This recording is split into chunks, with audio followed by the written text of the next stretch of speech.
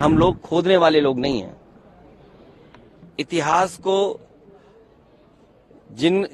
इतिहास के पन्नों में कुछ खराब चीजें नहीं खोदना चाहते हैं। जिनको अपने भविष्य के बारे में नहीं पता कि भविष्य क्या होगा, भविष्य में क्या बदलाव चाहते हैं, वो इतिहास में ही हमेशा रहते हैं। उत्तर प्रदेश के साथ भेदभाव हो रहा है। जिस उत्तर प्रदेश ने प्रधानमंत्री जी को तीसरी बार मौका दिया, अंतर्राष्ट्रीय स्तर पर तबला वादक जाकिर हुसैन साहब ने न केवल अपने टैलेंट से बल्कि भारतीय संस्कृति का तबला वादन का दुनिया में पहुंचाया। आज वो हमारे बीच में नहीं है। हम उनको श्रद्धांजलि देते हैं, याद करते हैं कि एक बहुत देश का बड़ा कलाकार हमने खोया, जिसने अंतर्राष्ट्रीय स्तर पर भारत की संस्कृति, भारत के घरानों का और खासकर म्यूजिक के जो जमाने थे, नए नए जमाने या पुराने जमाने में जो बदलाव म्यूजिक में था, उसमें भी वो अपनी हुनर की वजह से बने रहे। अच्छा, संभल में जिस तरह से इंक्रोचमेंट ड्राइव शुरू हुआ है, क्या कहना है सर? इस तरह की ड्राइव कहीं आप उत्तर प्रदेश में कर दो, देश में कर दो, कि बहुत सी चीजें आपको मिल जाएंगी। इसीलिए मैंने कहा, और कई बार मैंने आपके माध्यम से कहा, कि हम लोग खोदने वाले लोग नहीं हैं। इतिहास के पन्नों में कुछ खराब चीजें नहीं खोदना चाहते हैं।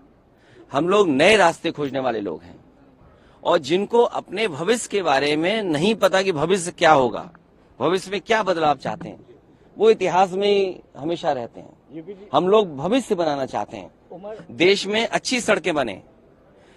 उत्तर प्रदेश की जो खोजने की बात आप कह रहे हैं, इंक्रोचमेंट ड्राइव हटाने की बात कर रहे हैं, मैंने विधानसभा में भी, विधान परिषद में भी और लोकसभा में भी और पहले भाषण में भी मैंने ये कहा था कि उत्तर प्रदेश के साथ भेदभाव हो रहा है। जिस उत्तर प्रदेश ने प्रधानमंत्री जी को तीसरी बार मौका दिया, आप बताइए, अगर एक भी एक्सप्रेस वे के लिए उत्तर प्रदेश को बजट मिला हो, बताइए आप मुझे। आप एक में से, कैमरा कोई झूठ नहीं बोल सकता, कैमरा जो मैं बोल रहा हूं वो कैमरे से जा रहा है।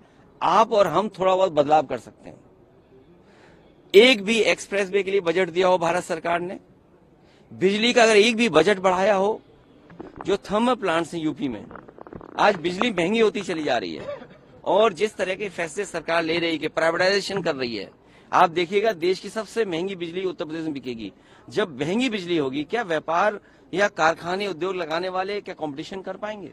और जिन्होंने कहा कि हम 4 लाख करोड़ लाएंगे रुपए पैसे, बिजली नहीं दोगे, बिजली महंगी दोगे, तो क्या कारखाना लगेगा वहां पर? और माँ गंगा, आखिरी माँ गंगा और कुंभ का स्थान हमारे धर्म में बहुत बड़ा है। और मुझे खुशी है इस बात की कि जिस क्षेत्र से मैं चुन करके आता हूं, महादानी सम्राट हर्षवर्धन, उन्होंने इस परंपरा को आगे बढ़ाया था। और महादानी सम्राट हर्षवर्धन जब कभी भी प्रयागराज जाते थे, वो स्नान के साथ दान करते थे। लेकिन आज का समय देखिए आप, न स्नान हुआ न दान हुआ। योगी जी ये भी कह रहे हैं कि संभल के सच को दबाया जा रहा है। देखिए, आज हम लोगों को कुंभ में जाना है, स्नान होना है, न स्नान किया न दान किया। दूसरा, माँ गंगा को साफ करने की बात सबने कही, और बीजेपी बढ़ चढ़ करके आगे आई। क्या गंगा साफ है जहां साधु संत स्नान करेंगे? और साधु संतों को शिकायत है, क्या साधु संतों के लिए कोई गाड़ी उपलब्ध होगी वहां पे? कितने किलोमीटरों उन्हें छोड़ दिया गया है। देखिए, कुंभ व्यापार की जगह नहीं हो सकती है। हमारे साधु संत जो परंपरा चलाते हैं, साधु संत हमारी शोभा हैं। जब कुंभ में बड़े पैमाने पे साधु संत आते हैं तो वो शोभा बढ़ाते हैं हमारे कुंभ की। अब उन्हें उनके साथ भी भेदभाव किया जा रहा है। साधु संतों को जो स्थान मिलना चाहिए वो स्थान नहीं मिल रहा है, सरकार कब्जा कर ले रही है। सरकार के करीब वाले लोग हैं, वो महत्वपूर्ण जगह कब्जा कर रहे हैं। और हमें उम्मीद है कि जब प्रधानमंत्री जी गए हैं कुंभ के स्थान पर, तो भ्रष्टाचार वहां पर नहीं होगा, भ्रष्टाचार की उंगली नहीं उठेगी।